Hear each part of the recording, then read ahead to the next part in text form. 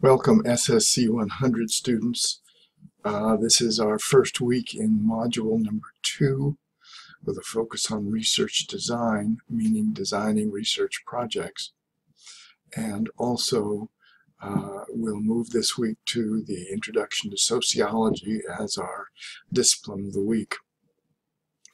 With respect to, first of all, test 1 from September, access opened last week, and please note by the end of this week you need to have submitted that in the assignments folder, so please take care and do that if you haven't done so already.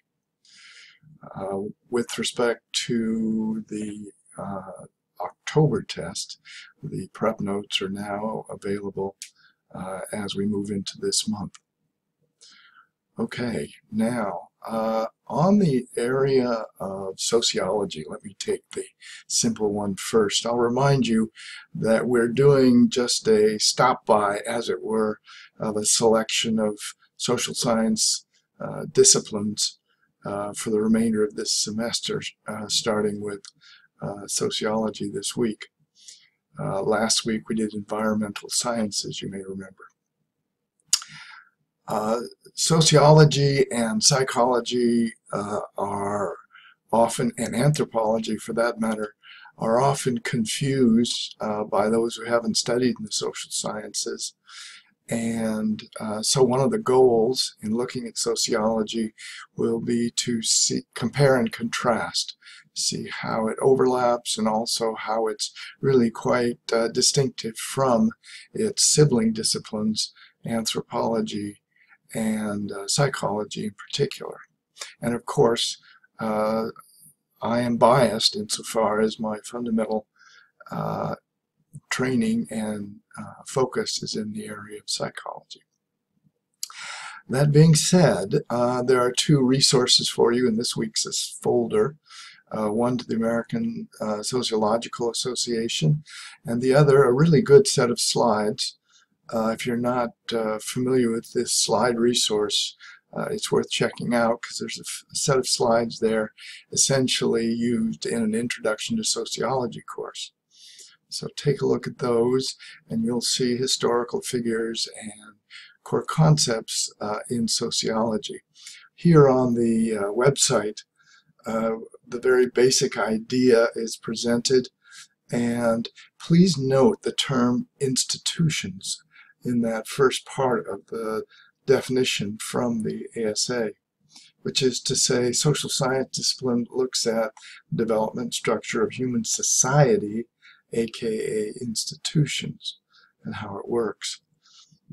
Institutions are neither individuals nor groups, nor for that matter organizations, but rather if you think of the economy as an institution, or if you think of justice studies, criminal justice system as an institution, then you're coming into the ballpark. So these are aggregate phenomenon, social phenomenon, and the emphasis in sociology is the study of society, social structure, and functioning. It does peripherally study the functioning of individuals, but always toward the end of understanding collectives at one level of abstraction or another. The other, to me, very significant difference between sociology and psychology is psychology's emphasis upon the mind as a causal factor in appreciating and predicting behaviors. And of course, the fact that psychology is a licensed profession as well, whereas sociology doesn't have licensure and professional practice that I know of its features. Please do consult with my sociological colleagues and correct me if my understanding of these things is in error. So this is and I did start out, just FYI, I did start out as an undergraduate in sociology, in Asian sociology in particular. So I have a great fondness for the discipline of sociology as well. The area of overlap that is probably most gray in the minds of many is what psychologists call social psychology, which is the study of groups and patterns of group behavior. So it's easy to see where the overlap exists, but only after you really take the time to think about it. It's similar to a discipline we're looking at in a week or so, which is economics. There are areas within economics that are called behavioral economics that again come very close to being psychological studies, but with a different emphasis. And this kind of overlap, of course, is the genesis of interdisciplinary studies about which we spoke last week. So I think that's enough now on sociology. Take note of its history. Its two founding figures in the 19th century are worth remembering, although you won't be tested on it here per se. Might be useful in an essay.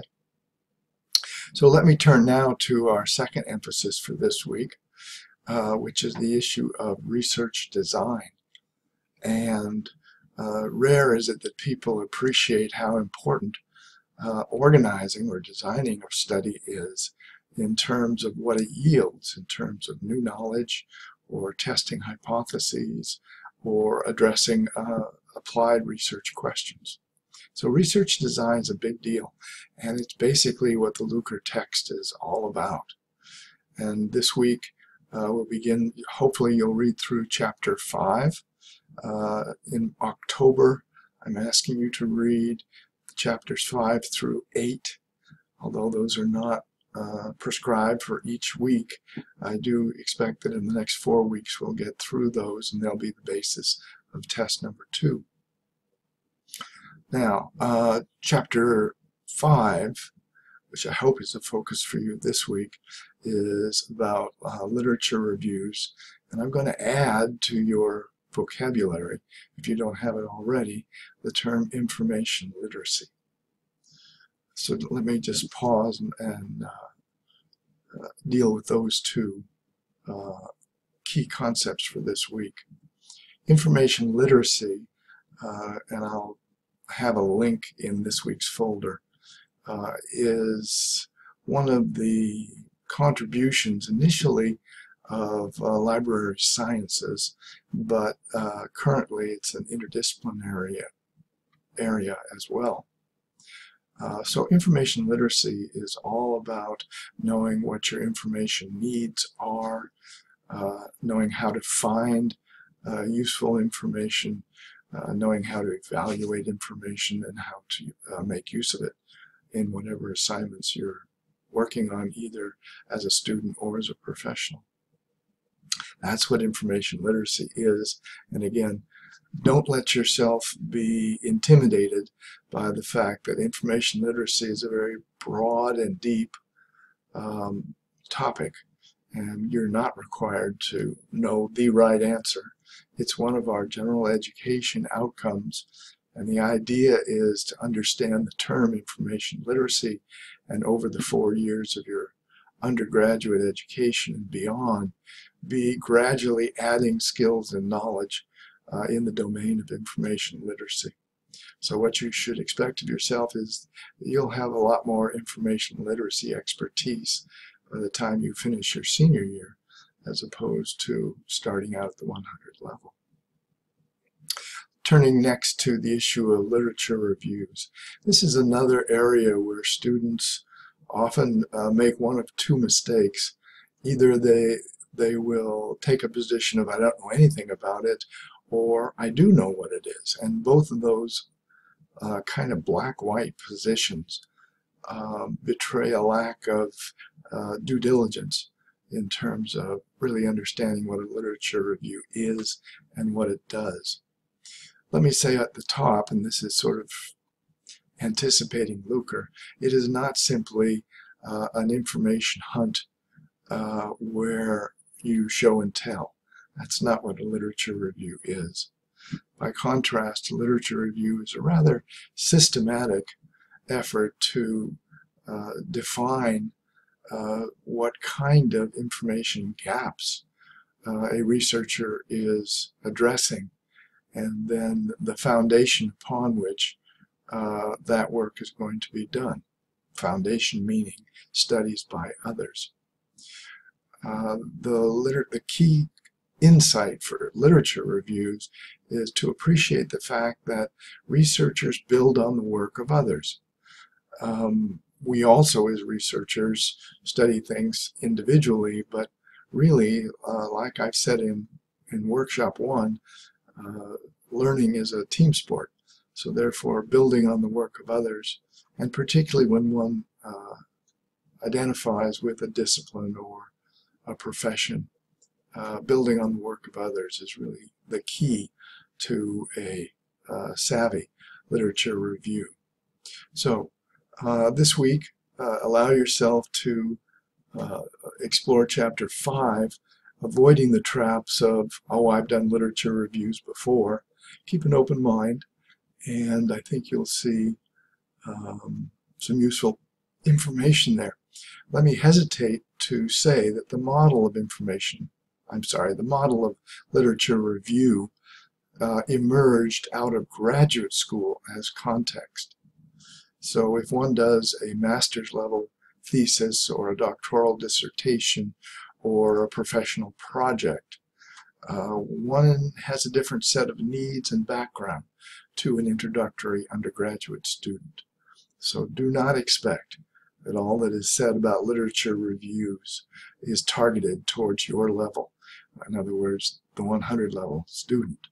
So we're just on a scaffold or a ladder. We're climbing it ring by ring, and we're not expecting ourselves to do things that are prerequisite of being in graduate school and so forth. So in other words, don't aspire too high and then get frustrated. That's the idea. Okay, so I think that's probably enough. I've gone on almost 13 minutes now. And please do contact me if I can help with your e-portfolios or with your working through Looker, or for that matter, questions about exploring the disciplines. I think we're moving along fairly well, but I think I've not heard from too many of you. And please post your notes. Your plans for workshop number 2. The mid-semester workshop is coming up, not this coming weekend, but the end of week 7. So please make a point if you haven't already done so. I think 8 of you have posted, but we have about 30 in the class. So please post your plans for workshop 2 as a courtesy to others. And I will again say that the critical workshop, the required workshop, is workshop 3, in which you will be doing an oral presentation. If I can help you anticipate and organize that, now is the time for us to be talking. So please do give me a call. Okay, that's enough for today. Have a good week in this glorious fall season, and I'll be looking forward to speaking with you soon.